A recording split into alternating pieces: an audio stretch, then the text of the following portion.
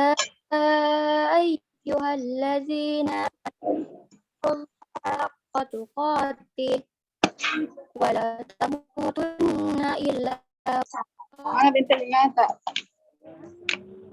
وأنتم مسلمون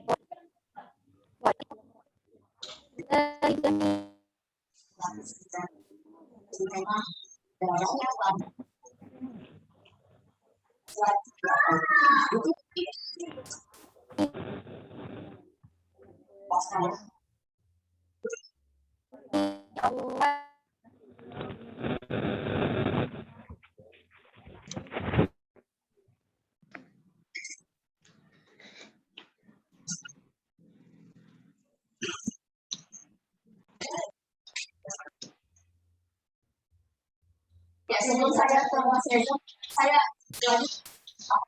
kalau memang sudah orang masuk Apa itu kalau mau?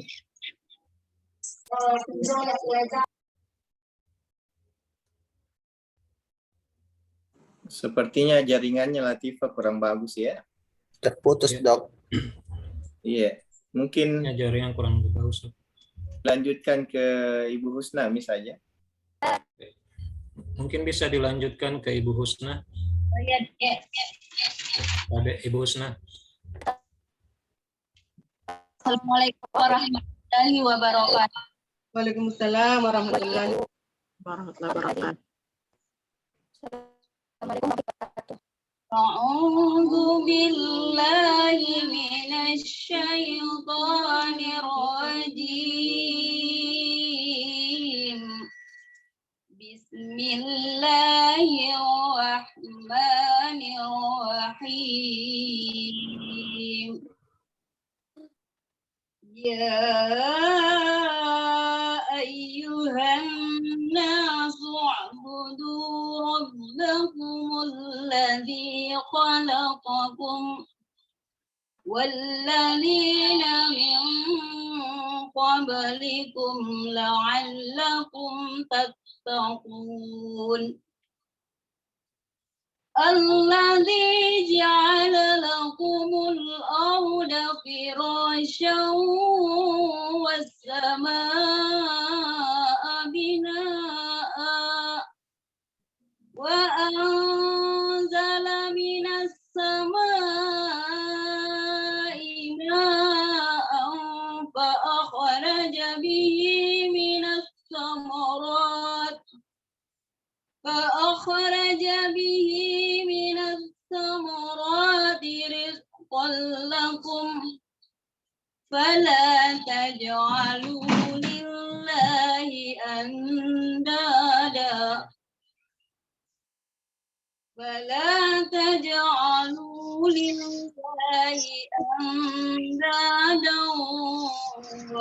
وأنتم تعلمون. Kalau dokter hadir, Assalamualaikum warahmatullahi wabarakatuh. Waalaikumsalam Warahmatullahi wabarakatuh. Baik, itulah tadi pembacaan ayat suci Al-Quran yang dibawakan oleh saudari kita, Ibu Husna Abdullah, SPDI. Baik, Bapak dan Ibu sekalian, melangkah ke acara selanjutnya, yaitu sambutan oleh Direktur RSIA Sitiadi 1 Muhammadiyah Cabang Makassar, oleh Bapak Dr. Jusli MKS SPA Konsultan. Kepada Bapak, dengan hormat kami persilakan. Ya. Terima kasih banyak Pak Hidayat. Assalamualaikum warahmatullahi wabarakatuh. Waalaikumsalam Warahmatullahi wabarakatuh. Alhamdulillahirabbil alamin wassalatu wassalamu ala asrafil anbiya'i wal mursalin wa ala alihi wa ashabihi ajmain.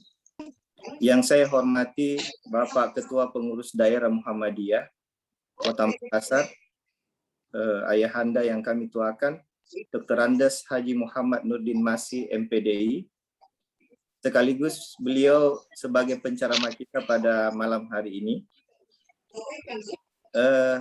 Yang kami hormati Ketua Badan Pelaksana Harian beserta anggota, saudara saya Dr. Nasuti Andi Mapohara, Mars SPOG Konsultan. Yang saya hormati saudari kakanda saya, Ketua Komite Medik Dr. Nur Fatimah Sirajuddin SPOG. Yang saya hormati guru-guru saya, Prof dan Dokter DPJP lingkup Rumah Sakit RSIA Siti Hadijah 1. Yang saya hormati Bapak Ketua Pengawas Internal Rumah Sakit, saya lihat hadir juga Pak Burhanuddin. Yang saya hormati pengurus cabang Muhammadiyah Makassar, mungkin Pak Haji Usman dan Pak Fadli sebagai sekretaris mungkin juga hadir pada malam hari ini. Seluruh staf, kepala bidang, kepala instalasi, kepala unit, dan seluruh karyawan, karyawati RSIA Siti Hadijah 1 saya cintai. Dan kepada saya ini, Dr. Andi Emi Ilyas, SPPD, beserta anak-anak saya yang hadir juga pada malam hari ini. Pertama-tama, marilah kita senantiasa memanjatkan puji syukur kepada Allah Subhanahu wa Ta'ala, karena dengan izinnya hingga kita diberikan kesehatan dan kesempatan untuk sama-sama mengikuti acara rutin bulanan kita, yaitu kajian rutin bulanan RSIA Siti Hadijah 1, kita bisa laksanakan pada hari ini. Salawat dan salam senantiasa kita kirimkan kepada junjungan kita Nabi besar Muhammad SAW. Beliau adalah suri tauladan kita sampai akhir zaman.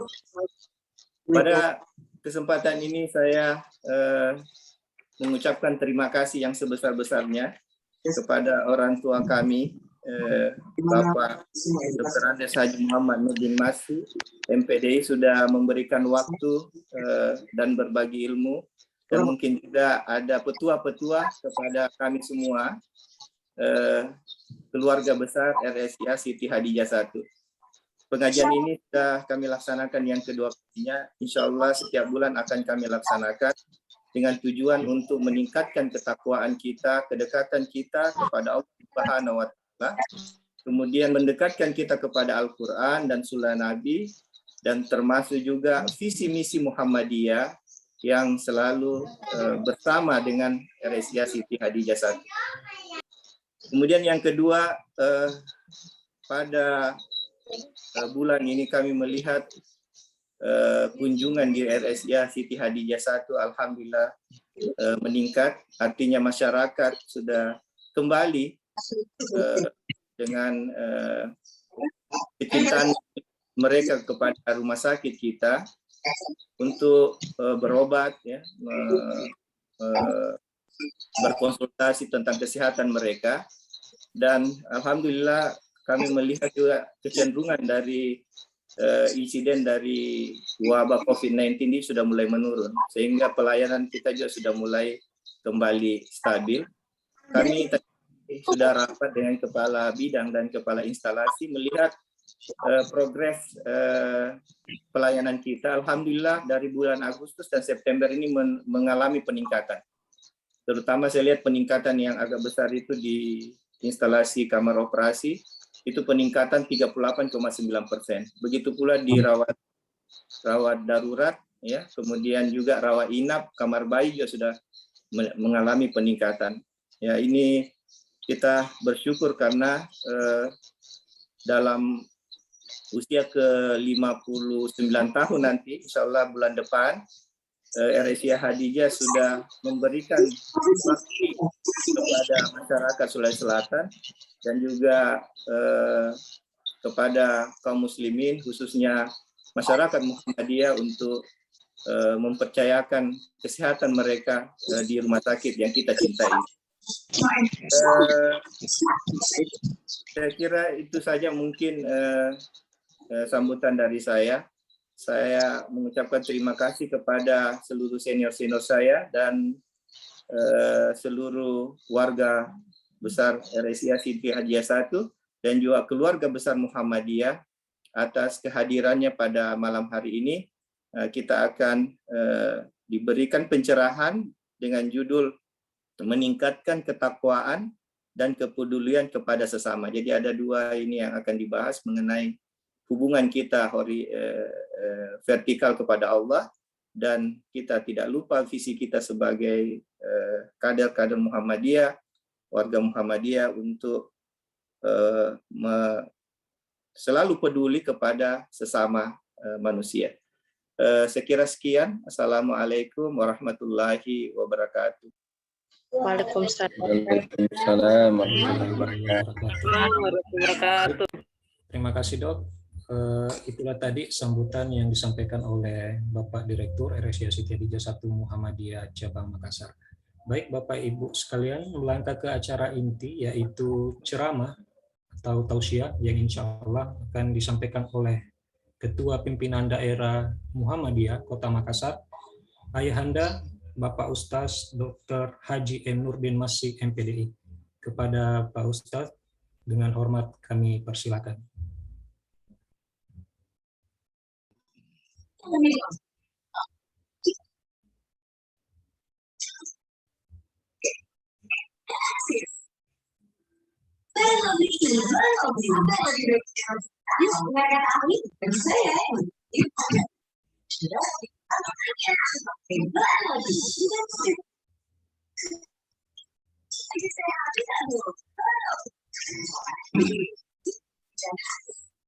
Ya, baik.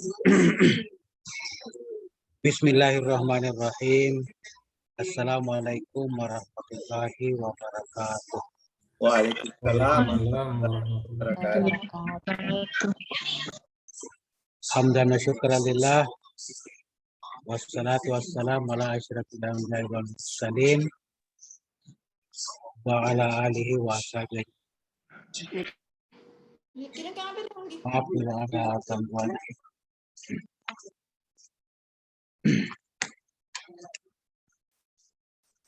Qala Allah Ta'ala auzubillahi minasyaitonir rajim.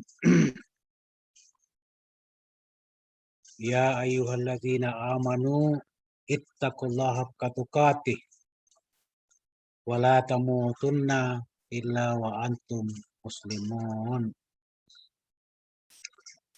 Sadaqallahul azim. Syukur alhamdulillah, kita panjatkan kehadirat Allah Subhanahu wa Ta'ala, karena hanya dengan rahmat, hidayah, dan taufiknya sehingga pada malam hari ini kita bisa melaksanakan pengajian ini, pengajian rutin yang merupakan ciri khas Persyarikatan Muhammadiyah dan seluruh amal usahanya, yaitu mengaji, mengkaji, dan seterusnya untuk memahami ajaran Islam, lalu mengamalkan dalam kehidupan pribadi maupun dalam kehidupan kolektif kita. Selawat dan salam kita aturkan kepada junjungan kita Nabi besar Muhammad Sallallahu Alaihi Wasallam. Ya, mudah-mudahan beliau berkenan memberi syafaatnya kepada kita semua.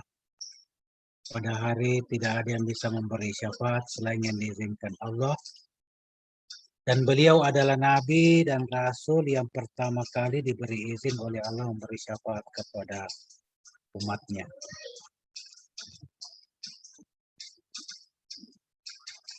Yang saya hormati Direktur RSIA Siti Hadijah 1, Dr. Yusli. Yang saya hormati Ketua dan anggota BPH dan pelaksana harian RSIA Hadijah 1 yang sempat mengikuti acara ini, pimpinan cabang Muhammadiyah Makassar, serta seluruh pejabat yang ada di rumah sakit yang saya tidak bisa sebutkan satu persatu, ya, seluruh dokter, karyawan, perawat, yang semuanya insya Allah dimuliakan oleh Allah Subhanahu wa Ta'ala. Bapak Ibu yang dimuliakan Allah, pertama saya mengapresiasi pimpinan rumah sakit yang alhamdulillah sebagaimana yang selalu dianjurkan oleh PDM supaya ada pengajian rutin. Ya alhamdulillah pada kesempatan ini kita sudah masuki pengajian rutin yang kedua, yaitu di bulan kedua. Kita berharap nanti terus menerus berkelanjutan sampai kapanpun. Karena itu sekali lagi atas nama pimpinan daerah Muhammadiyah ya mengapresiasi manajemen rumah sakit yang telah melaksanakan apa yang menjadi harapan pimpinan daerah Muhammadiyah. Kemudian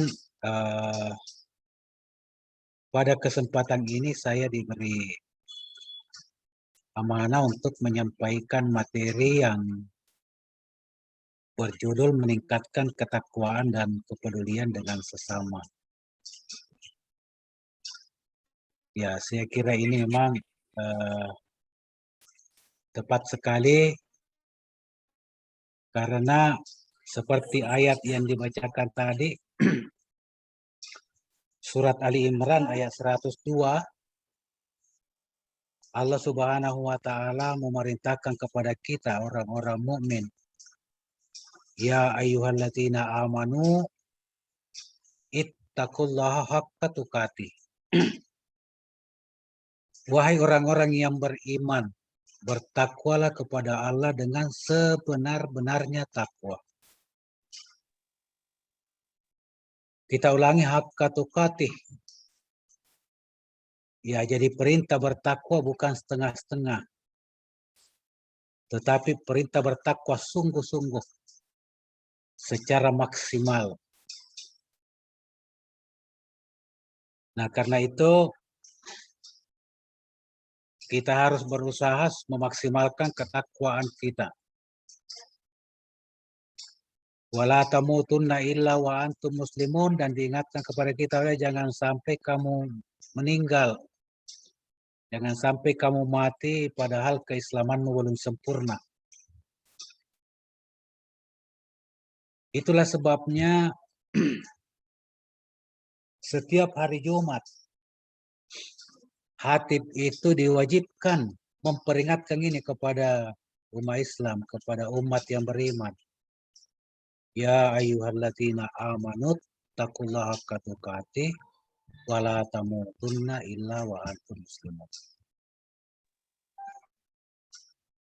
Karena itu hendaknya ayat ini terus-menerus dihayati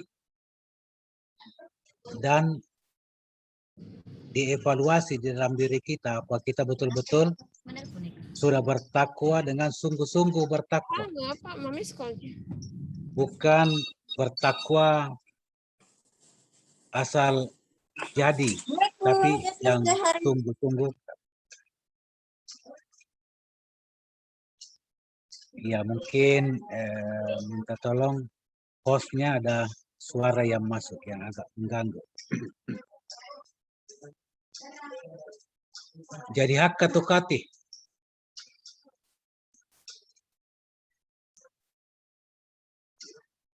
Nah, Bapak Ibu yang dimuliakan Allah Subhanahu wa Ta'ala,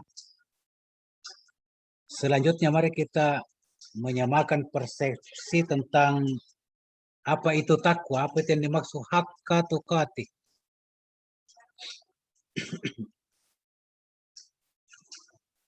Di slide berikutnya kita bisa ya, lihat ada yang saya tulis nih. Suatu ketika Abu Hurairah ditanya oleh seseorang tentang apa itu makna takwa. Ya, Abu Hurairah itu kita kenal adalah sahabat Nabi yang paling banyak meriwayatkan hadis. Suatu ketika ada orang yang bertanya ke beliau, apa itu takwa, wahai Abu Hurairah? Beliau menjawab dengan ilustrasi, katanya, Pernahkah kamu berjalan di jalanan yang penuh duri? Bagaimana tindakan yang Anda lakukan untuk melewatinya? Orang itu menjawab bahwa, ya, apabila aku melihat ada duri, ada banyak duri, maka aku akan menghindarinya. Dan aku akan berjalan di tempat yang tidak ada durinya.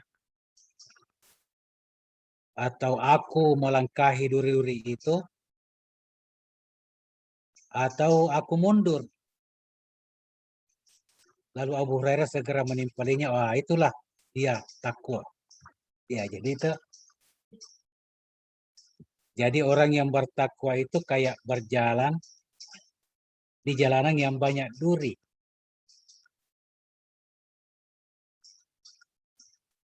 Harus berhati-hati jangan sampai tertusuk duri. Dan karena itu harus berusaha berjalan di tempat yang tidak ada durinya. Ya. Dan kalau perlu mundur daripada tertusuk duri. Itulah takwa menurut Abu Hurairah. Kemudian selanjutnya kita lihat Profesor Dr. Hamka di dalam tafsirnya Al-Azhar yang menulis bahwa kata takwa itu berasal dari kata wikayah yang artinya memelihara. Sehingga bertakwa menurut beliau adalah memelihara hubungan yang baik dengan Allah Subhanahu wa Ta'ala.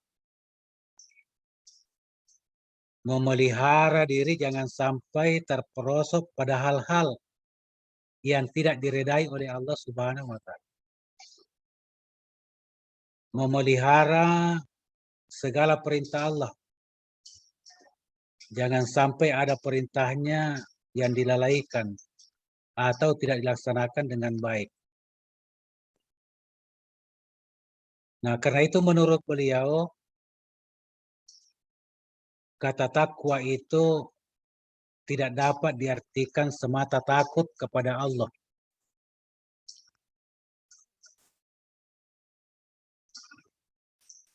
Takut kepada Allah hanya sebagian kecil daripada makna yang dikandung dari kata takwa itu.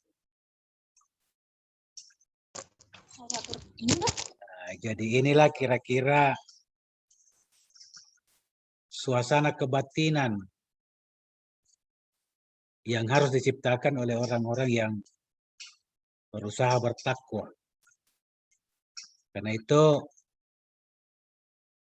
ya perlu selalu kita mengevaluasi kadar ketakwaan kita kepada Allah Subhanahu wa Ta'ala. Ya, kemudian selanjutnya ya saya menulis gini. Maaf. Untuk apa kita bertakwa sebetulnya? Mengapa kita harus bertakwa? Ya, tentu jawabannya sederhana. Kita itu harus bertakwa kepada Allah karena kita mau hidup di akhirat. Seandainya kehidupan ini hanya kehidupan di dunia seperti dipahami oleh kaum sekuler, maka tentu tidak perlu kita bertakwa. Buat apa? Kehidupan akhirat tidak ada. Kemudian hidup di akhirat itu tidak akan bahagia. Kalau tidak bertakwa di dunia, itu pasti tidak akan bahagia kehidupan kita kalau kita tidak bertakwa waktu di dunia. Bahkan akan mengalami penderitaan yang tiada tara untuk selama-lamanya. Khalidina fina di jahannam. Jadi ini yang membuat kita, karena kita semua tentu mau bahagia hidup kita di dunia di akhirat. Sedangkan kita yakini bahwa tidak ada kehidupan, tidak ada kebahagiaan di akhirat tanpa takwa.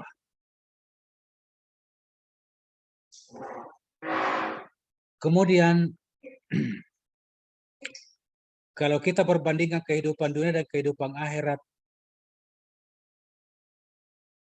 seperti burung yang minum, kata Rasul, seperti burung yang minum di pinggir pantai. Air yang tinggal di paruhnya burung itulah kehidupan dunia. Sedangkan kehidupan air adalah bagai air yang ada di samudera yang luas. Jadi artinya kehidupan dunia dibandingkan dengan kehidupan akhirat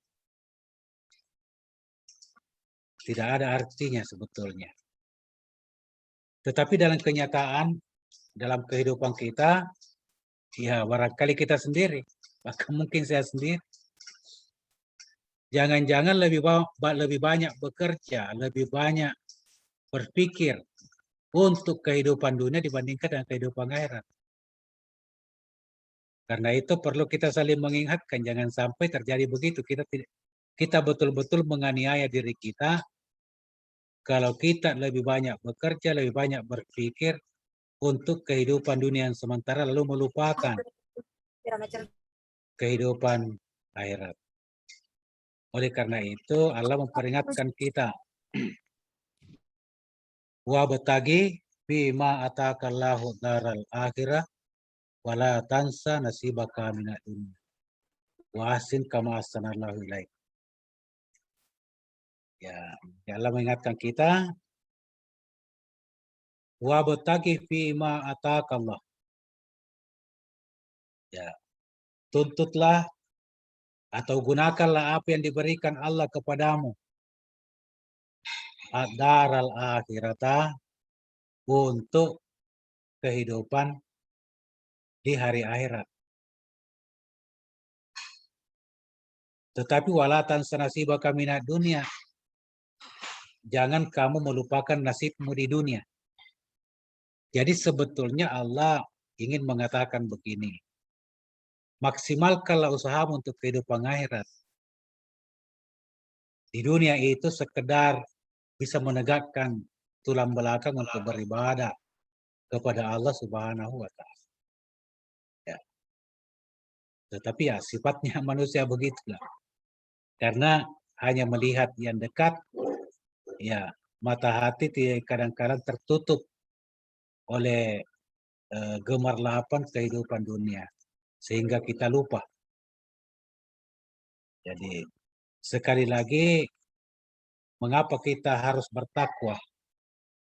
Karena kita akan memasuki kehidupan yang kekal abadi, yaitu kehidupan di akhirat.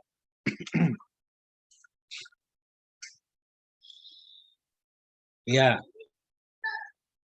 selanjutnya kalau kita ingin, ya karena judul kita adalah meningkatkan ketakwaan, maka bagaimana cara meningkatkan ketakwaan itu? Bagaimana cara supaya ketakwaan kita dari waktu ke waktu semakin meningkat? Bagaimana ketakwaan kita meningkat sejalan dengan bertambahnya usia kita? Sehingga semakin bertambah usia, semakin lama kita hidup, ketakwaan itu semakin tambah kuat, semakin bertambah nyata. Maka mari kita melihat Bapak dan Saudara sekalian,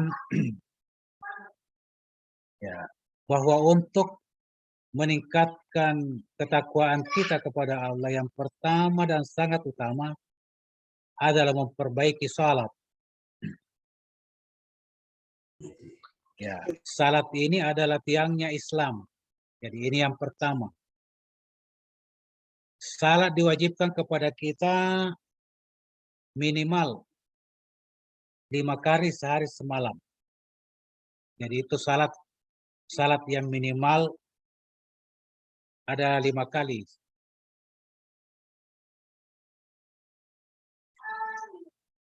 Apa kaitannya dengan peningkatan ketakwaan? Sesungguhnya kan salat ini adalah pertemuan dengan Allah. Ya. Tetapi tidak jarang orang salat hanya berolahraga di hadapan Allah. Ya. Nggak bertemu dengan Allah. Ya, sehingga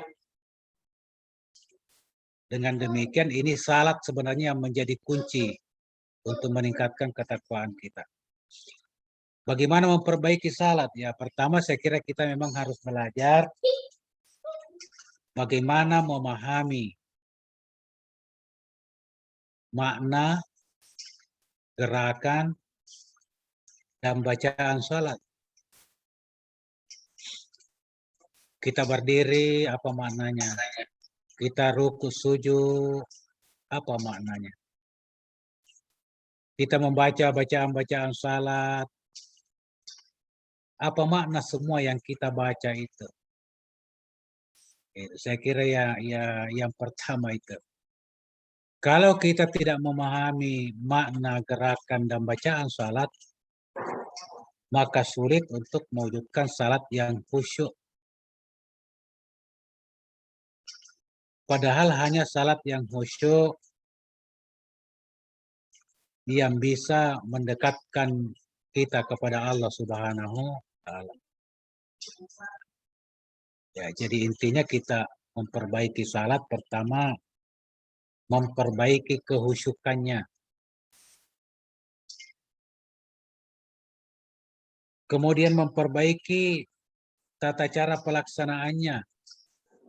Bagaimana kita salat yang benar. Ya, ini saya kira memang di rumah sakit ini harus kita pastikan bahwa semua yang terlibat di dalamnya itu sudah melaksanakan salat dengan benar. Ya.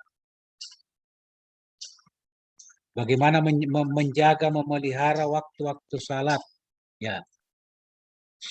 Karena itu ini sekaligus menjadi ciri orang yang bertakwa. Yaitu betul-betul memperhatikan salatnya. Ketika waktu salat sudah masuk, maka meninggalkan semua pekerjaan lalu melaksanakan salat ini. Jadi Bapak sekalian, ini yang pertama harus diperbaiki betul. Kita sungguh-sungguh. Kalau kita salat jangan asal jadi. Tetapi salat itu betul-betul kita melapor kepada Allah Subhanahu wa Ta'ala. Setelah diberikan nikmat yang demikian, diberikan nikmat kesehatan, diberikan nikmat bernapas, ya, dan banyak nikmat kalau mau dihitung kita. Setiap 5 hari kita menyampaikan kepada Allah. Dan tidak cukup itu. Salat-salat 5 waktu itu masih disertai dengan salat-salat sunat, salat rawatib. Insya Allah orang yang bertakwa itu tidak ada salat rawatibnya yang ketinggalan. Ya, karena ini sangat besar sekali fungsinya. Nabi mengatakan, ya salat itu kalau kita salat dan tidak khusyuk, salat itu lubang. Jadi salat itu, ya kalau kita salat, khusyuknya 100%, insya Allah itu utuh. Tetapi kalau salatnya tidak khusyuk, bolong-bolong, ya maka nanti keadaannya juga bolong-bolong begitu. Maka salat sunat itu gunanya untuk menempel salat yang bolong-bolong itu. Ya. Itu satu upaya untuk meningkatkan ketakwaan. Semakin khusyuk salat kita, semakin teratur salat kita, insya Allah akan bertambah ketakwaan kita kepada Allah. Sehingga dalam setiap keadaan kita merasa selalu bersama-sama dengan Allah Subhanahu wa Ta'ala. Kemudian yang kedua, memperbanyak zikir. Di sini memperbanyak zikir bukan berarti harus bawa itu tasbih lalu membaca zikir beribu-ribu kali.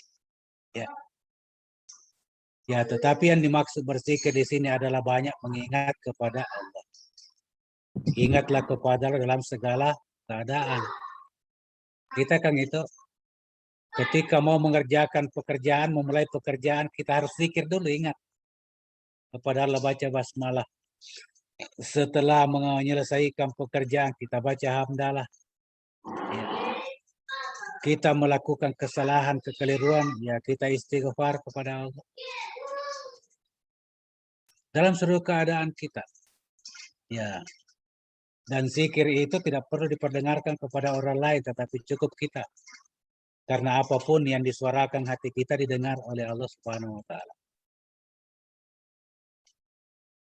Allah mengajarkan kepada kita, wa idza qadaitumus salata fazkurullaha katsira. Apabila kamu telah mengerjakan salat, jadi ini zikir di luar salat. Ya, berzikirlah kepada Allah sebanyak-banyaknya.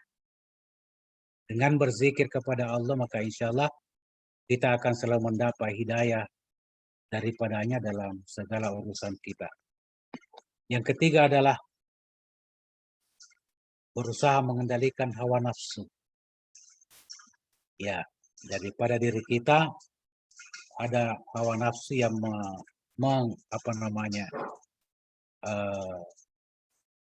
membawa keinginan-keinginan,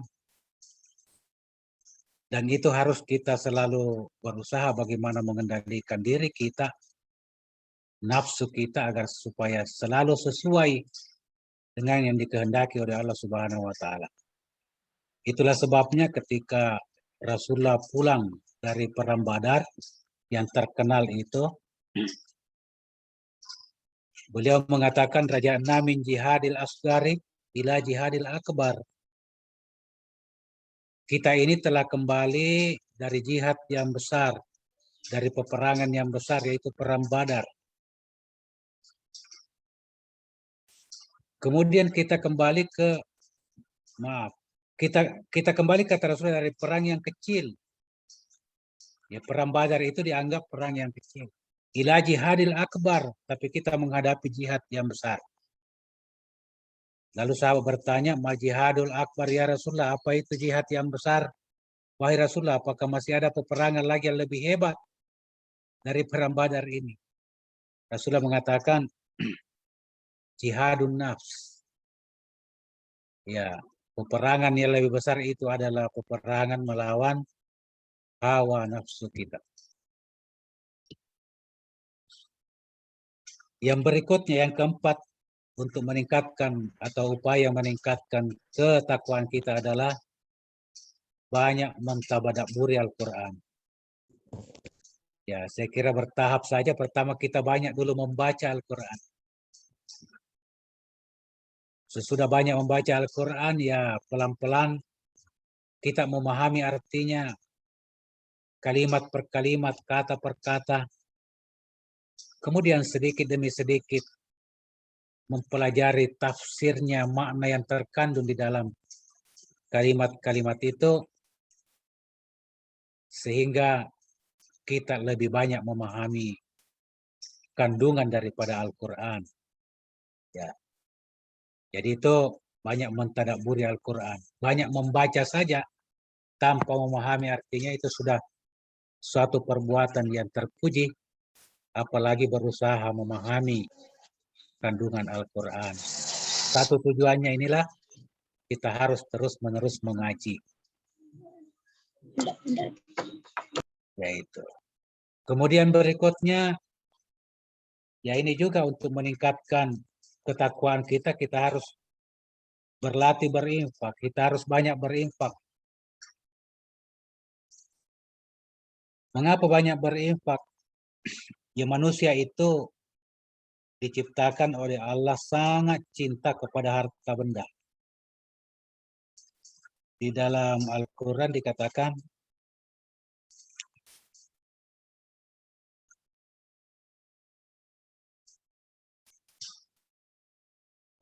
kenapa saya lupa? Dikatakan bahwa manusia itu sangat cinta kepada harta benda. Ya, sehingga manusia berlebih-lebihan mencintai harta benda. Karena itu dengan cara berinfak, yaitu mengurangi atau menekan keserakahan kita kepada harta benda. Karena ini yang juga menghalangi ketakwaan. Bahkan banyak orang yang terjerumus ke dalam kesesatan karena harta. Umpamanya diberi rezeki yang banyak, tetapi tidak peduli kepada fakir miskin, tidak peduli kepada fisabilillah, bahkan tidak peduli mengeluarkan zakatnya. Ya.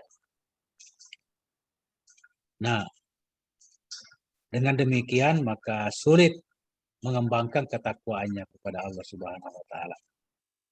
Karena Allah Subhanahu wa taala banyak memerintahkan kita untuk mengeluarkan harta benda ya, baik untuk memberikan santunan kepada yang membutuhkan maupun untuk perjuangan agama Allah Subhanahu wa taala.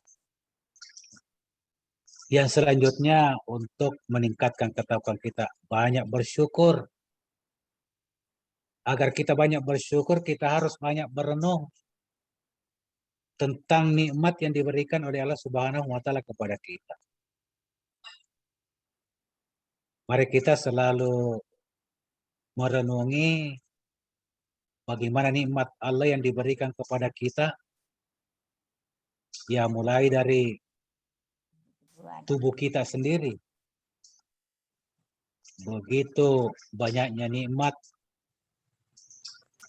yang diberikan oleh Allah Subhanahu wa taala kepada kita sehingga kita bisa seperti ini. Kemudian bagaimana Allah memberikan nikmat kesehatan, bagaimana memberikan rezeki, dan seterusnya itu kita harus mensyukuri, bersyukur kepada Allah dengan mengucapkan alhamdulillah dan menggunakan segala nikmat Allah kepada hal-hal yang diridainya. Nah, kemudian juga salah satu upaya meningkatkan ketakwaan kita adalah banyak berkumpul dengan orang saleh. Saya kira dengan berkumpul di organisasi Muhammadiyah, ini berarti kita berkumpul dengan orang-orang yang saleh sehingga bisa saling memberi contoh kepada kebaikan, bisa saling nasihat menasihati dan lain. Mengikuti majelis ilmu seperti sekarang ini, alhamdulillah, ya saya mengapresiasi, saya lihat tadi ada 136. Ya, terakhir yang saya lihat, saya tidak tahu keadaan sekarang, mudah-mudahan semuanya mendengar. Iya. Berapa? 161. 160-an, alhamdulillah. Yeah. Jadi hampir semua saya kira karyawan ikut di pengajian kita, dan itu luar biasa. Karena Nabi SAW itu mengapresiasi, memberikan penghargaan yang sangat tinggi terhadap orang yang mengaji. Ya, kata Rasulullah, siapa yang mengikuti pengajian sesaat, ya sejam lah begitu, maka itu lebih utama daripada salat sunat 100 rakaat. Jadi kalau satu bulan ini kita tidak pernah salat sunat 100 rakaat, maka insya Allah ikut pengajian pada malam hari ini. Kalau kita sungguh-sungguh dengan niat ikhlas karena Allah, maka nilainya lebih tinggi daripada salat sunat 100 rakaat. Dan yang terakhir yang saya ingin kemukakan bagaimana cara meningkatkan ketakwaan kita adalah banyak bermuhasabah. Yaitu banyak merenungi diri kita. Banyak mengevaluasi diri kita. Banyak mengingat-ingat dosa dan kesalahan yang kita lakukan. Mulai dari yang besar sampai yang terkecil kita ingat kepada Allah. Kita bermuhasabah. Kita bermuhasabah tentang apa kebaikan-kebaikan yang kita sudah lakukan. Apakah kebaikan kita sudah memadai? Kalau belum memadai, kita tambah terus. Kalau ada dosa dan kesalahan yang kita lakukan, ya sekarang juga kita istighfar, kita tobat kepada Allah Subhanahu wa taala. Ya, jadi saya kira ini antara lain. Dan saya kira banyak cara, banyak jalan untuk meningkatkan ketakwaan kita kepada Allah Subhanahu wa taala. Kemudian kita beralih bagaimana ciri-cirinya kalau orang sudah bertakwa nanti bisa menjadi alat ukur bagi kita. Ya, kita lihat di sini saya kemukakan 3 kelompok ayat. Di surah Al-Baqarah ayat 34 itu orang yang bertakwa disebutkan yu'minuna bil gaib. Dia beriman kepada yang gaib. Apa itu yang gaib? Dia beriman kepada Allah, kepada malaikat, kepada hari akhirat, kepada jin dan makhluk-makhluk yang gaib yang diciptakan oleh Allah Subhanahu wa taala. Ya, saya kira insya Allah kita semuanya tergolong di sini. Kemudian wa yuqimunas shalah. Ciri yang kedua orang yang bertakwa itu yaitu mendirikan salat. Jadi bukan mengerjakan salat. Menurut ulama tafsir bahwa yang dikatakan mendirikan salat itu minimal memenuhi 4 kriteria. Pertama, salat tepat pada awal waktu. Salat pada awal waktu. Yang kedua, salat dengan berjamaah. Jadi selama bisa berjamaah diusahakan. Selalu berjamaah. Kemudian yang ketiga, dilakukan salat itu dengan khusyuk. Mengingat Allah, mengusahakan mulai dari takbir sampai salam. Ingatan kita itu tidak meleset kepada Allah. Dan ini bisa diusahakan walaupun sulit. Walaupun sulit, ya salat dengan khusyuk, tapi bisa diusahakan. Insya Allah semakin kurang dosa kita, semakin banyak zikir kita, semakin khusyuk salat kita. Wa mimma razaqnahum yunfikun. Sebahagian rezekinya yang direzekikan oleh Allah yaitu mereka infakkan di jalan Allah. Kemudian wa yu'minuna bima unsila ilaika wa ma unsila min qablik, yaitu beriman kepada Quran. Ya, iman kepada Quran itu ditandai dengan mempelajarinya, memahaminya dan mengamalkannya. Begitu juga beriman kepada beriman kepada kitab sebelum Al-Quran, yaitu kitab-kitab Taurat, Injil, dan suhuf yang diturunkan oleh Allah sebelumnya. Wabil akhirati hum yuqinun, dia yakin akan adanya hari pembalasan atau adanya hari akhirat. Kemudian ya bisa juga dibaca di surah Al-Baqarah 177, Bapak Ibu. Ya. Di sana dikatakan laisal birra an tuwallu wujuhakum qibalal masyriqi wal maghribi walakinnal birra man amana billahi wal yaumil akhir wal malaikati wal kitabi wan nabiyyin. Jadi ini beriman kepada Allah, hari akhir, beriman kepada malaikat, ya, yang selalu utamanya yang selalu mendampingi kita, yang mengurusi kita, beriman kepada Alkitab, Al-Quran, berikat kepada nabi-nabi, awa'atal mala ala hubbihi zawil kurba, dan dia memberikan harta yang dia cintai kepada kerabat. Ya, jadi orang yang bertakwa itu ya selain beriman kepada Allah dengan segala rukun iman, dia juga memberikan harta yang dia sukai kepada kerabat. Bukan harta yang dia tidak sukai, bukan barang yang dia tidak pakai lagi. Ya, tetapi yang dia suka. Kemudian kepada anak yatim, ya orang bertakwa pasti memberi kepada anak yatim, begitu juga orang miskin. Wa benas sabiri, dan orang yang dalam perjalanan. Wasailin, orang-orang peminta-minta. Ya. Wafir rikab, dan budak yang memerdekakan diri, untuk memerdekakan diri. Wa aqamas shalah. Saya jelaskan tadi bagaimana mendirikan salat. Wa ataz zakatah, dan dia juga mengeluarkan zakat, yaitu sebahagian dari rezekinya yang ditetapkan, ada 2%, ada 2,5%, ada yang 5%. Wal mufuna bi ahdihim idza ahadu. Ya, orang yang bertakwa itu menepati janji kalau dia berjanji. Wasabirina fil basai wa darra. Dia juga bersabar dalam menghadapi kesulitan dan dalam peperangan. Ulaika alladzina shadaku wa ulaika humul muttaqun. Inilah yang disebut dengan orang-orang yang benar imannya, yang beriman dengan benar, dan mereka lah orang-orang yang muttaqun. Dan yang terakhir ini Ali Imran 135 136, sana Allah mengatakan wasari'u ila maghfiratin mir rabbikum wa jannatin arduhas samawati wal ard uiddat lil muttaqin. Ya, di situ disebutkan uiddat lil muttaqin, yaitu surga disiapkan untuk orang-orang yang bertakwa. Siapa itu orang bertakwa? Alladzina yunfikuna fis sarra'i wad dharra.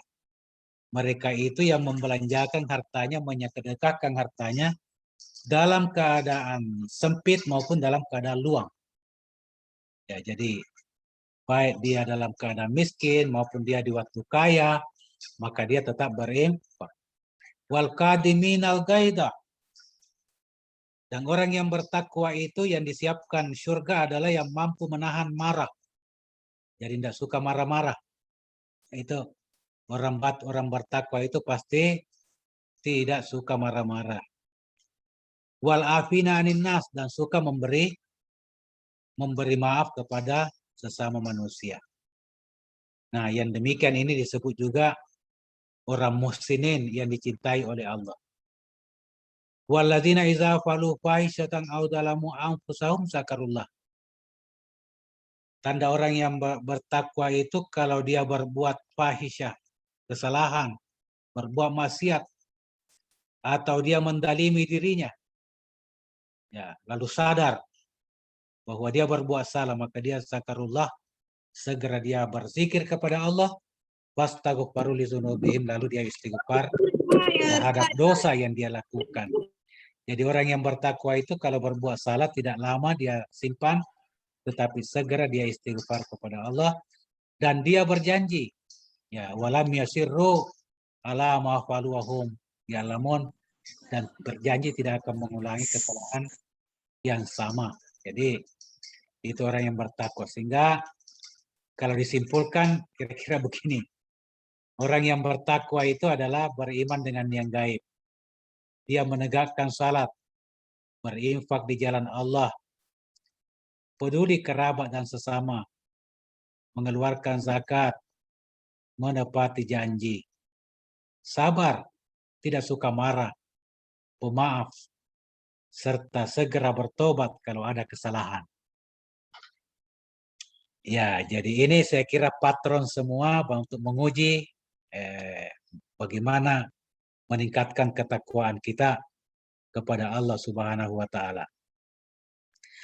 Dan terakhir hubungannya dengan kepedulian dengan sesama, ya.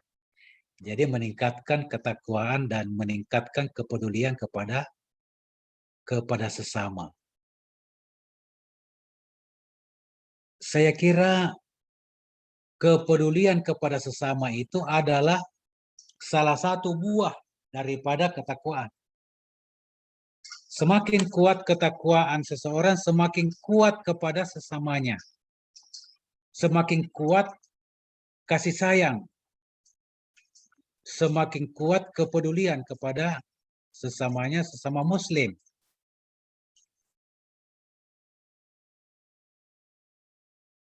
Nah, sebagai contoh ya, kalau orang yang salat tadi menghayati salatnya khusyuk,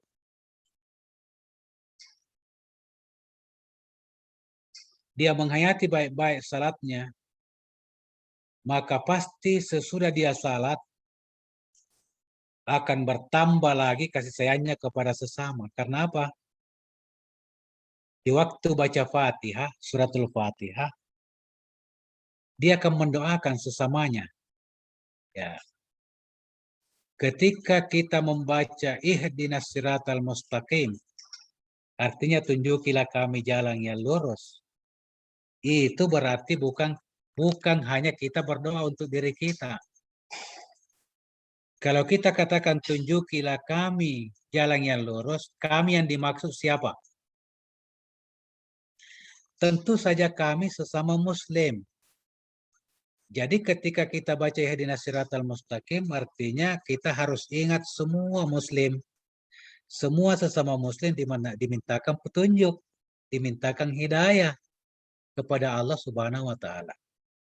Begitu juga ketika kita baca tahiyat.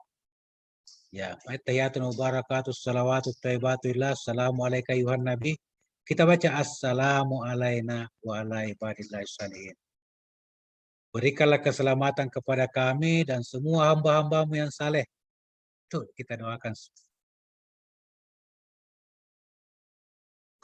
Ketika kita juga memberi salam, assalamualaikum warahmatullahi wabarakatuh, assalamualaikum warahmatullahi wabarakatuh, ke kiri dan ke kanan, yang kita doakan adalah sesama sesama muslim. Karena itu kalau kita salat dengan benar, dengan penuh penghayatan, maka otomatis salat kita itu berdampak kepada sesama muslim, berdampak kepada kepedulian kita kepada sesama manusia. Nah, oleh karena itu, maka kalau kita mengaplikasikan salat dalam kehidupan sehari-hari, pasti kita suka berbagi. Bukan saja berbagi doa, tetapi juga berbagi materi untuk kesejahteraan, untuk keselamatan bersama. Dan saya ingin mengutip sebuah ayat yang sangat relevan kepedulian di rumah sakit. Orang yang datang di rumah sakit itu orang yang sangat membutuhkan bantuan untuk menyelamatkan nyawanya. Sebenarnya orang sakit itu khawatir kehilangan nyawa, sehingga kalau datang ke rumah sakit sebenarnya berharap untuk mempertahankan kehidupannya. Sehingga dengan demikian, dokter, perawat yang melayani rumah sakit sebetulnya itu adalah penyelamat daripada pasien.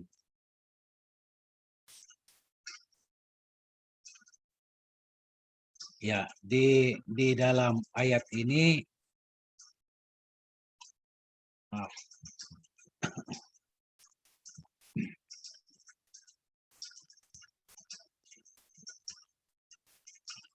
annahu man qatala nafsan bighairi nafsin aw fasadan fil ardh. Ya, Allah mengatakan kami telah menetapkan pada Bani Israel barang siapa yang membunuh jiwa tanpa dia membunuh jiwa yang lain, ya, siapa yang membunuh atau siapa yang menghabisi jiwa seseorang bukan karena dia membunuh, au fasadin, atau bukan karena dia berbuat kerusakan di bumi, maka annama qatalan nasa jami'ah, maka seolah-olah dia membunuh manusia seluruhnya. Nah ini, wa man ahyaha, dan barang siapa yang membiarkan hidup manusia tadi, maka annama ahyan nasa jami'ah, maka sama dengan menghidupkan atau memelihara kehidupan manusia seluruhnya. Itu kan luar biasa. Satu saja jiwa diselamatkan, itu luar biasa.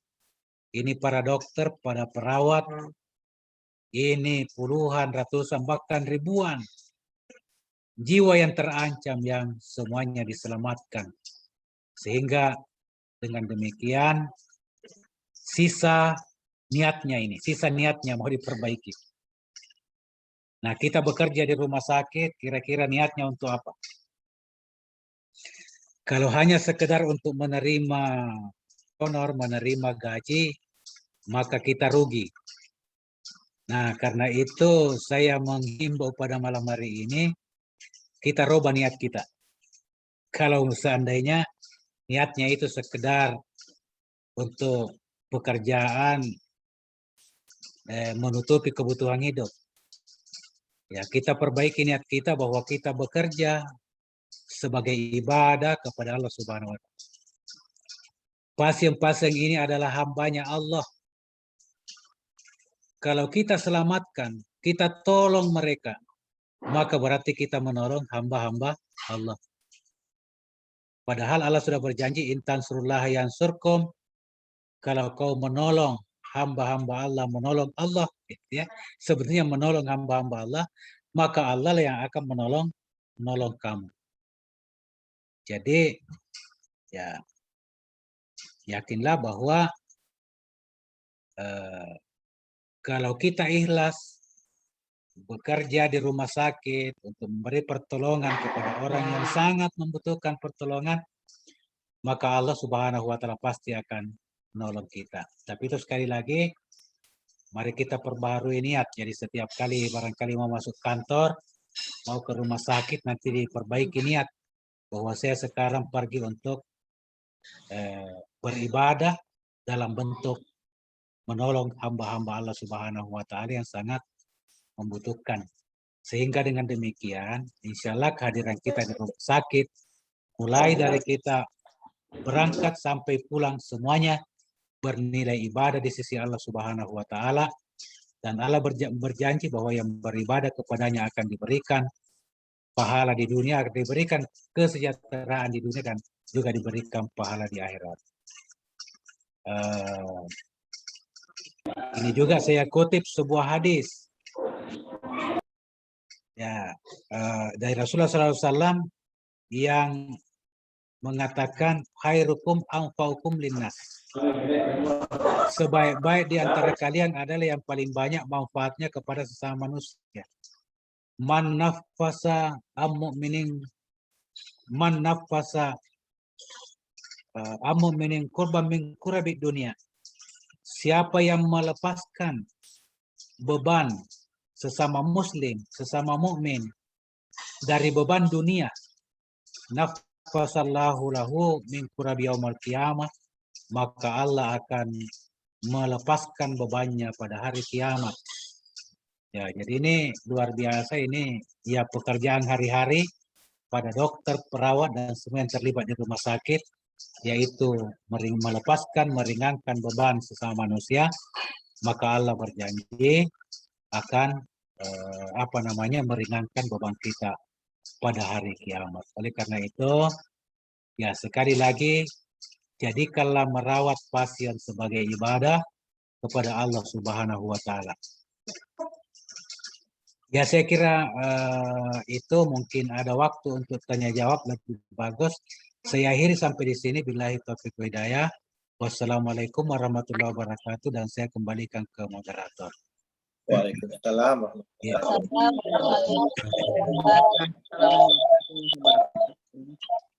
Baik, demikianlah tadi dan tausiah yang telah disampaikan oleh Bapak Ustadz kita, Dr. Andes Haji M. Nurdin Masih, MPDI. Dan kepada Bapak Ibu sekalian, mungkin ada yang ingin ditanyakan terkait dengan apa yang disampaikan oleh Bapak Ustadz tadi. Saya persilakan.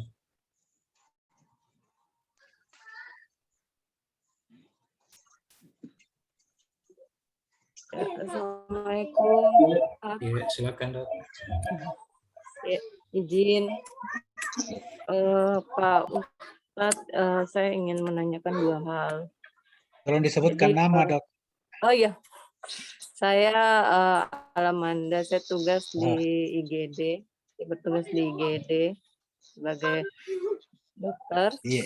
Jadi ini pengalaman saja Pak Ustadz, saya cuma mau tahu saja bagaimana, mungkin saya butuh pencerahan dan penjelasan dari Pak Ustadz. Terkadang ini ada dua pertanyaan. Yang pertama yaitu ketika kami sedang bertugas, pada saat tiba waktu sholat, ya, terus kemudian apalagi pada saat maghrib, Pak Ustadz, ini kan waktunya sangat sempit, pendek. Jadi biasa kalau tiba-tiba kami didatangi pasien beruntun banyak, ya, biasa terkadang sholatnya jadi tidak, waktunya agak molor. Apalagi kalau misalnya ada yang emergensi atau perlu cepat dilakukan tindakan. Jadi bagaimana ya Ustaz seperti itu? Terus yang kedua ini biasanya kami juga menghadapi keluarga pasien, bukan hanya pasien saja yang kami layani, biasa juga kami menghadapi keluarga pasien. Nah, yang jadi masalah biasanya adalah ada keluarga pasien yang kadang tidak sabar, ya. Dan kami pasti tahu mana yang menjadi prioritas untuk pelayanan untuk pasien mana yang harus segera ditangani. Nah, cara menyikapinya seperti apa? Walaupun kami kadang sudah berusaha berkomunikasi dengan baik, tapi kadang juga apalagi pasien anak ini Pak Ustadz, biasa yang lebih khawatir orang tua, ya, karena orang tua kami bisa pahami itu, apalagi kalau pasien bayi, kan bayi tidak bisa ngomong, jadi biasa khawatirnya lebih tinggi. Jadi bagaimana caranya? Iya. Terus mau tentu pasti kami layani. Cuman bagaimana kita sebagai umat Muslim, bagaimana caranya agar tidak marah seperti itu ya Pak Ustaz. Ya. Terima kasih. Ya, barangkali saya jawab langsung saja supaya saya tidak. Ya. Terima kasih dok. Bagaimana kalau pasien itu lagi padat, ya harus segera dilayani terus waktu salat molor. Ya saya kira di sini kalau memang banyak pasien yang memerlukan penanganan segera, maka di sini bisa berlaku rukhsah. Ibu dokter bisa menunda salatnya ke contohnya maghrib, bisa dijamak salatnya karena waktu maghrib kan pendek waktu. Kalau tidak bisa mengerjakan di waktu maghrib itu bisa ditunda ke salat isya nanti dijamak. Jadi saya kira agama memudahkan, apalagi yang kita hadapi itu adalah nyawa. Jadi sangat-sangat urgen itu. Jadi menurut saya Ibu itu salat itu tidak apa-apa. Tertunda ya karena kita menghadapi situasi yang kritis ya, jadi itu namanya berlaku rukhsah, tidak normal ya, keadaan kita tidak normal. Nah kemudian bagaimana menghadapi keluarga pasien yang tidak sabaran, ini memang saya kira ujian bagi kita yang selalu melayani masyarakat yang panik ya. Orang tua itu panik, jadi memang memerlukan kesabaran ekstra. Sehingga memang saya kira di rumah sakit itu perlu dipikirkan ada suatu tim yang memang bisa meredakan emosi daripada warga pasien yang tidak sabaran itu ya. Jadi ini memang satu problem yang kira-kira memang perlu kita cari bagaimana solusinya sehingga semuanya bisa teratasi. Ya, tetapi ya saya kira dengan pendekatan kita kepada Allah Subhanahu wa taala, kita minta saja kepada Allah untuk supaya mereka bersabar karena Allah itu membolak-balik hati manusia, tetapi memang ya saya kira di rumah sakit kita menghadapi keadaan yang tidak normal, termasuk emosi daripada keluarga itu kalau sudah panik itu ya. Iya. Jadi saya kira itu yang saya bisa jawab dari pertanyaan Dr. Salamanda. Ya, terima kasih. Tantangan besar juga. Iya, tantangan besar benar. Baik, terima kasih dok.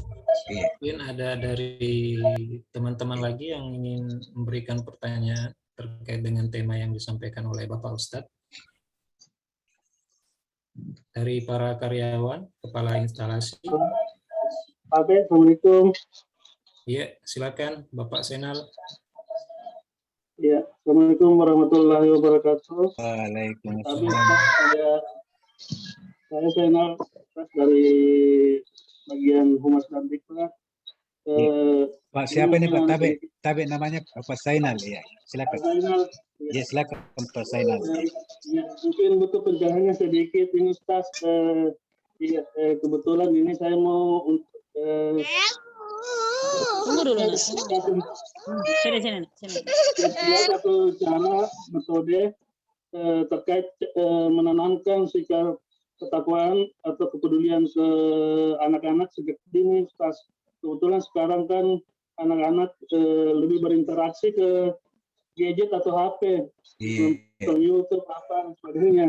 Mungkin ada sedikit untuk masukannya Ustaz. Ya, mungkin hanya itu. Terima kasih. Assalamualaikum warahmatullahi wabarakatuh. Iya baik Pak Sainal. Ya, ini memang problem yang kita hadapi yang zaman anak-anak kita sekarang beda dengan zaman kita. Jadi ya Memang ini persoalan menghadapi anak-anak kita yang sangat akrab dengan teknologi digital ini pada umumnya. Jadi memang di satu sisi sangat bermanfaat untuk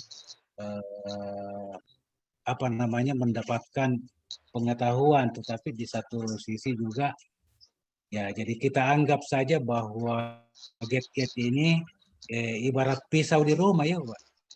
Jadi bisa manfaatnya positif, bisa juga manfaatnya negatif. Sisa bagaimana kita mengawasi supaya hal-hal positifnya kita. Nah, ada sekarang yang fenomena sulit diatasi, saya lihat anak-anak yang beranak kecil, karena anak-anak yang kecil itu ya kalau sudah biasa main gadget itu tidak bisa lepas. Nah, karena itu memang perlu ya paling tidak ada waktu-waktu tertentu dan kita harus atur dengan disiplin. Jadi harus diatur dengan disiplin bahwa ada waktu-waktu tertentu Anda bisa main gadget dari waktu jam sekian sampai jam sekian, sehingga tidak semua waktunya nanti habis di situ.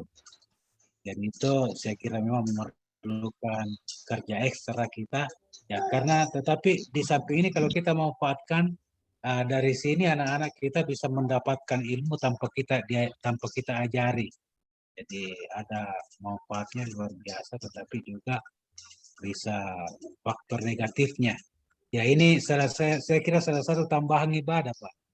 Kalau kita niat bagaimana untuk membenarkan anak-anak kita ya dari pemakaian gadget ini, saya kira ya itu salah satu bagian ibadah orang tua kita semua untuk menjaga bagaimana supaya bisa diambil manfaatnya dan sekecil mungkin kita hindari faktor negatif. Saya kira itu Pak Sainan. Ya. Terima kasih Ustaz. Iya. Terima kasih Pak Ustadz. Mungkin saya juga ingin bertanya Pak Ustadz. Silakan. Terkait dengan apa yang disampaikan tadi oleh Bapak Zainal. Jadi nama saya Hidayat Asikin. Bapak Hidayat. Jadi yang ingin saya tanyakan di sini, Pak Ustadz, kira-kira bagaimana cara membentengi ketakwaan kita dari budaya-budaya modern yang saat ini bisa dikatakan cenderung tidak terbendung lagi, Pak Ustadz. Ya, mungkin hanya itu, Pak Ustadz. Oh, iya. Bisa diberikan contoh budaya-budaya modern yang dimaksud? Jadi saat ini kan Pak Ustadz, informasi-informasi itu banyak, Pak Ustadz. Kadang ada yang dalam bentuk hoax, ada yang maka apabila kita meneruskan berita-berita mungkin yang cenderung hoax, yang tidak dicerna dengan saya kira ini memang saya selalu nasihatkan ke teman-teman. Ya bagaimana kita secerdas mungkin bermedia sosial, saya kira itu ya. Karena di media sosial itu sudah berbagai macam informasi yang datang. Kalau kita tidak hati-hati, boleh jadi kita menyebarkan fitnah. Ya. Atau paling tidak kita menyebarkan informasi yang tidak punya dasar yang akurat. Jadi kalau begitu datang, kita setuju di-share. Padahal belum diteliti apakah ini dari sumber yang benar atau sumber yang tidak punya data. Maka dalam hal ini Allah Subhanahu wa taala mengajarkan kita, inja'akum ya ayyuhalladzina amanu inja'akum fasikum binaba fatabayyanu, jika datang kepadamu berita, informasi ya, dari orang fasik, ini disebut orang fasik. Tapi kita kan yang memberi informasi kita tidak tahu fasik atau bukan. Sudahlah kita kasih masuk semua. Kapan dapat informasi fatabayanu hendaklah bertabayun dulu. Ya. Jadi cari data yang sebenarnya. Kalau ada data yang sebenarnya dan bermanfaat, kalau disebarkan silakan.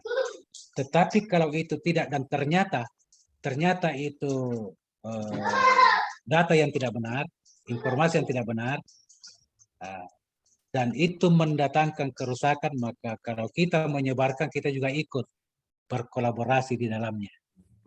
Ya, melakukan fitnahan, melakukan pembohongan. Ya, maka ini memang kita harus sangat hati-hati bermedia sosial. Ada kemarin teman saya dari Sidra mengirimi suatu video. Videonya sudah dipotong-potong, dikirim. Ya, tapi saya dapat aslinya itu video, saya kirim kembali. Ternyata setelah videonya yang lengkap, itu sangat bertentangan dengan kalau kita paham dari video yang sudah dipotong-potong. Jadi itu juga hati-hati. Kalau video sudah dipotong-potong, itu besar kemungkinannya sudah direkayasa. Nah, jadi saya kira kalau tidak jelas kita share, kita juga ikut berdosa. Ya, begitu juga kalau kebenaran yang kita share, ya dan diambil manfaatnya orang, insya Allah kita berpahala. Tapi itu, ya saya melihat, ya kalau menurut perasaan saya di atas 80% informasi-informasi yang ada di media sosial, itu tidak jelas sumbernya. Ya, jadi bahaya deh. Ya, maka saya sangat hati-hati sekali itu. Saya jarang men-share informasi, ya. Saya itu Pak Hidayat yang saya bisa sampaikan. Jadi itu memang pengaruh budaya. Ya, terima kasih Pak Ustadz atas pencerahannya. Mungkin dari Bapak Ibu sekalian, masih ada yang ingin memberikan pertanyaan kepada Pak Ustadz kita? Ya, tapi Pak Hidayat. Ya, silakan Dok. Ya, terima kasih banyak Pak Ustadz atas pencerahannya. Sengaja kami mengambil tema ini karena ketakwaan itu adalah inti dari ajaran agama kita. Yang kedua tadi sudah dipaparkan juga bahwa peduli kepada sesama ini adalah buah dari ketakwaan. Jadi ini sebagai warga RSIA Siti Hadijah 1 memang dua-dua ini harus ditanamkan. Dalam program kerja kita ini yang sudah jalan, salah satunya ini adalah kajian rutin, ini insya Allah tiap bulan. Yang sudah jalan juga itu adalah pengajian atau ada pembinaan membaca ayat suci Al-Quran dengan benar. Ini sudah berjalan kurang lebih 1 bulan. Ini diperuntukkan untuk seluruh karyawan, termasuk dokter juga kalau yang ingin bergabung. Itu dilaksanakan setiap hari Senin sampai hari Kamis jam 8.30 sampai jam 11.00. Jadi ini kalau dari karyawan sudah kami buatkan daftar untuk memperbaiki bacaannya. Dan ini akan dikoreksi langsung oleh Pak Kiai Haji Ustaz Said Abdul Samad. Kemudian yang horizontal tadi ini Pak Ustadz mengenai bagaimana kita peduli kepada sesama, terutama di rumah sakit ini. Saya mengartikan bahwa kita harus meningkatkan profesionalisme kita sebagai profesi, ya.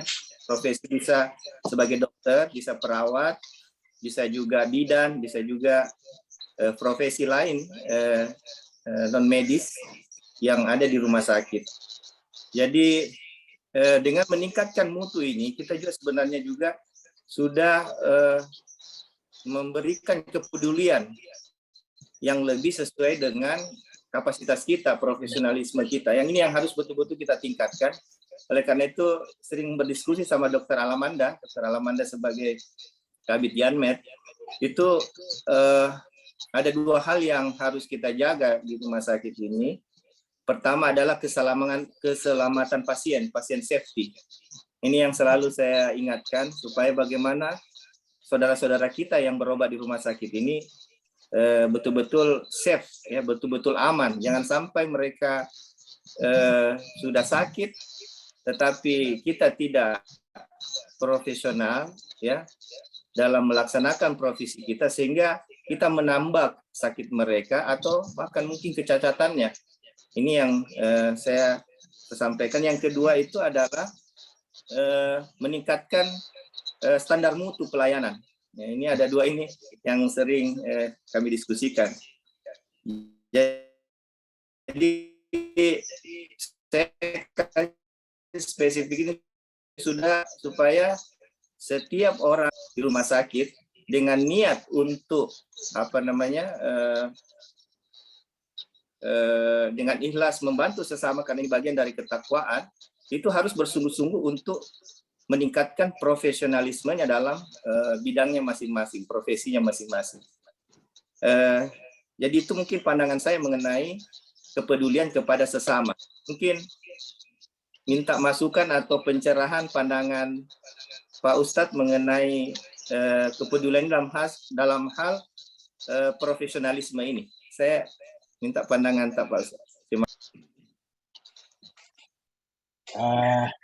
Ya, terima kasih Dokter. Ya, jadi saya kira saya sependapat dengan Pak Syarif. Pembinaan profesi kepada seluruh dokter, perawat, karyawan itu bagian daripada kepedulian, dan kepedulian kepada sumber daya manusia ini itu akhirnya atau ujung-ujungnya nanti berdampak kepada pelayanan kita. Dan tentu sebagai rumah sakit swasta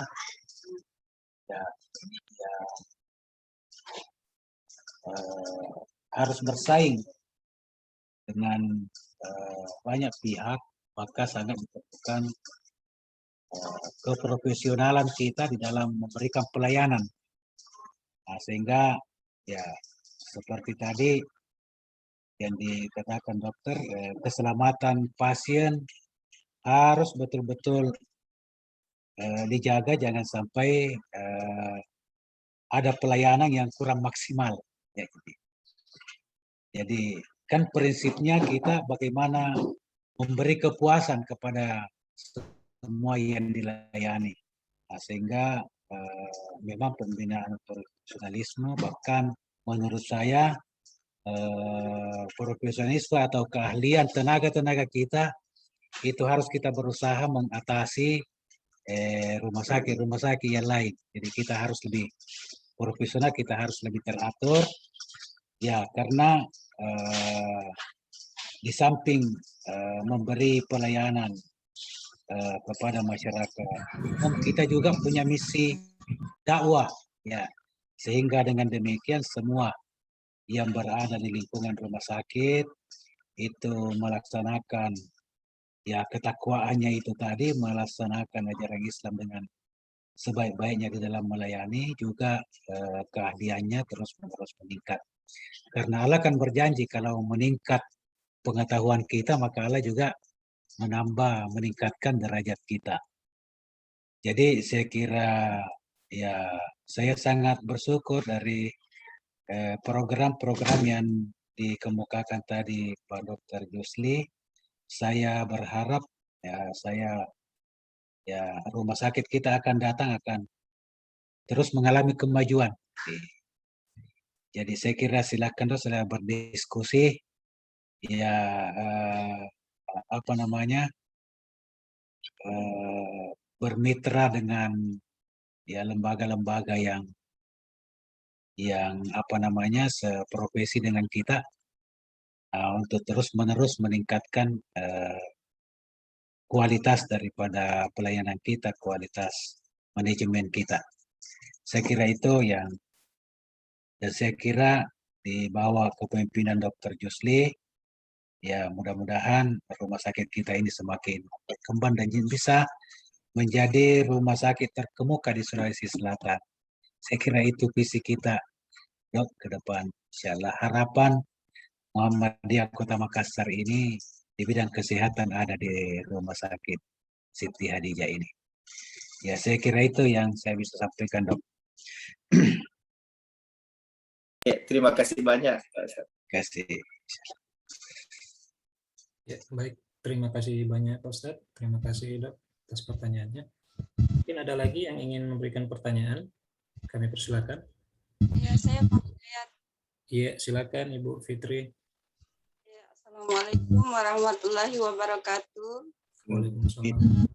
Yang saya ingin tanyakan Ustadz, bagaimana kita menyeimbangkan antara hubungan kita dengan Allah dan hubungan kita dengan manusia di waktu-waktu jam-jam kerja.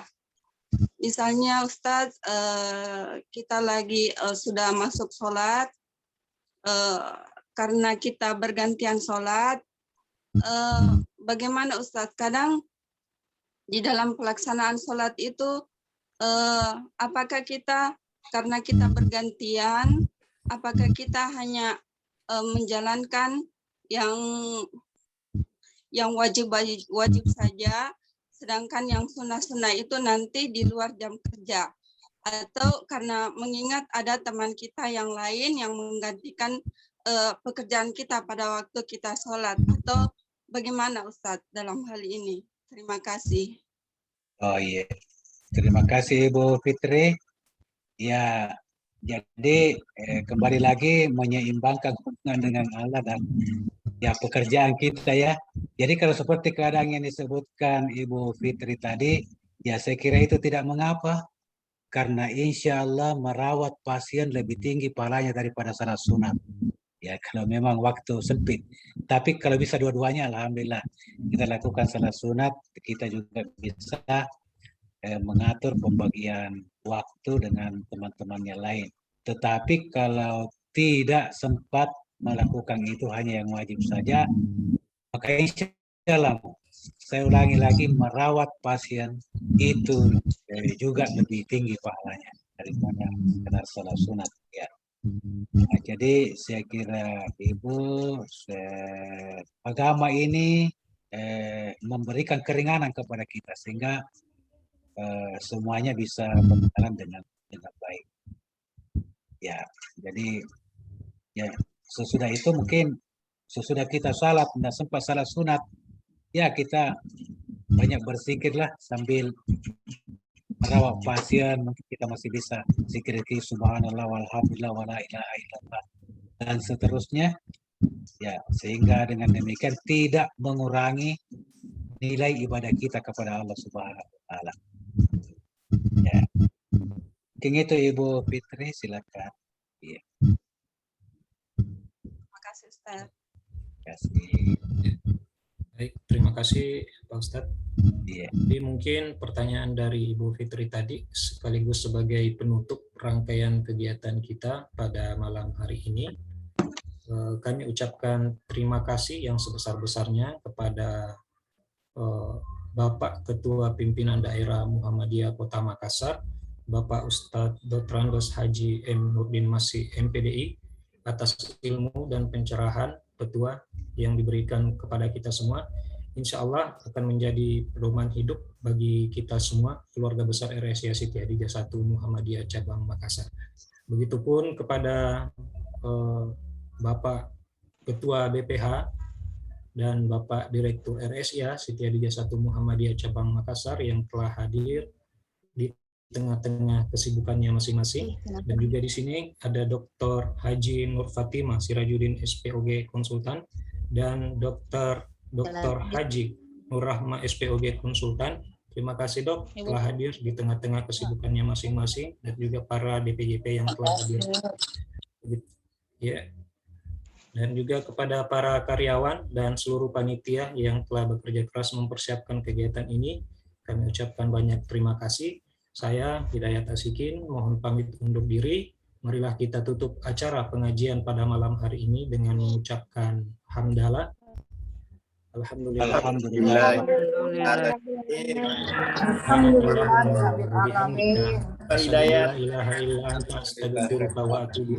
Wassalamualaikum warahmatullahi wabarakatuh. Waalaikumsalam warahmatullahi wabarakatuh.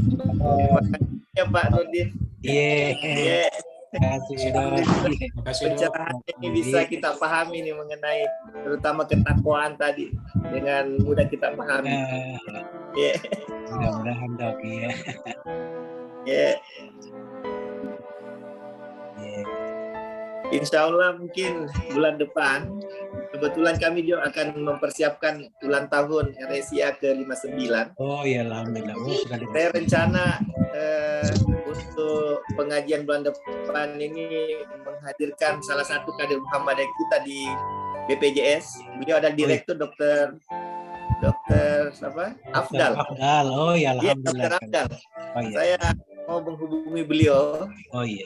Semoga beliau bisa membawakan ceramah Iya, iya. untuk tanggal 6 November sekaligus persiapan ulang tahun kita yang ke-59.